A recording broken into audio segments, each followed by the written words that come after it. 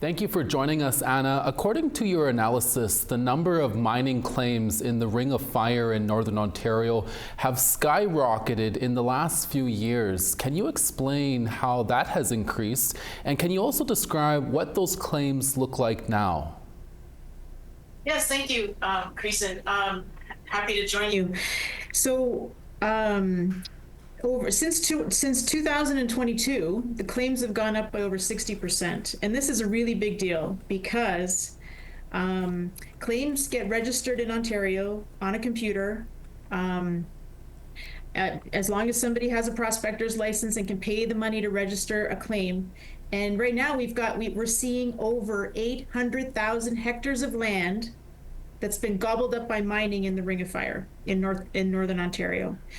And in terms of why things have exploded, I'm not sure exactly. Probably has something to do with some of the rhetoric coming out of our premier, that he's just all gung-ho for the Ring of Fire.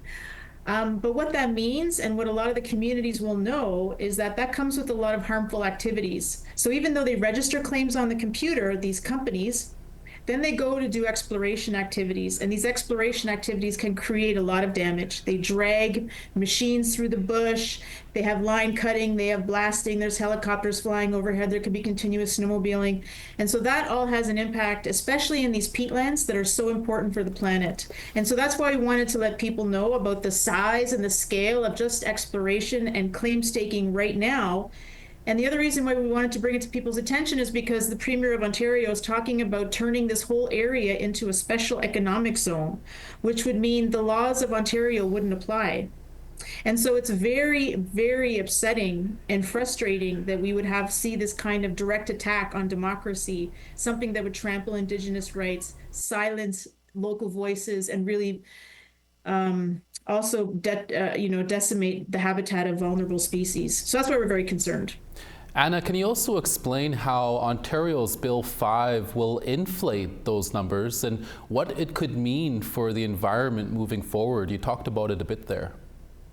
Yeah, so really the idea that this omnibus bill, that they even thought that they could contemplate creating special economic zones, which would be a cabinet would decide who are the trusted proponents and where they might, where these areas might be. It could be Northern Ontario, Southern Ontario. And the challenge is that they're going to give themselves powers so that none of the laws of Ontario would apply here. And that has serious consequences for the people that live in any of these special economic zones. And, the Canadian Environmental Law Association says this is a direct attack on the rule of law, and we agree. We're very concerned. And so I think people need to dig in more about Bill 5 and find out what's going on and register their dissent and let their MPP know that this is not how you respond to the tariff threat posed by the American president. And Anna, really quickly, what does this all mean for Indigenous rights there?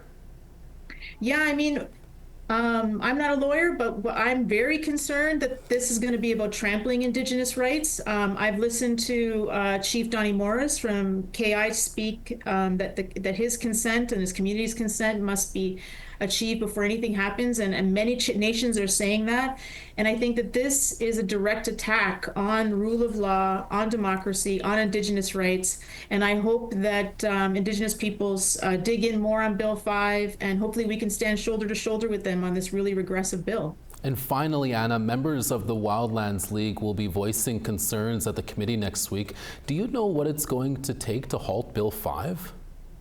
Yeah, that's a really good question. I mean, the premier does have a majority, so it is likely that it will pass the House, but I don't think this is going to be the end.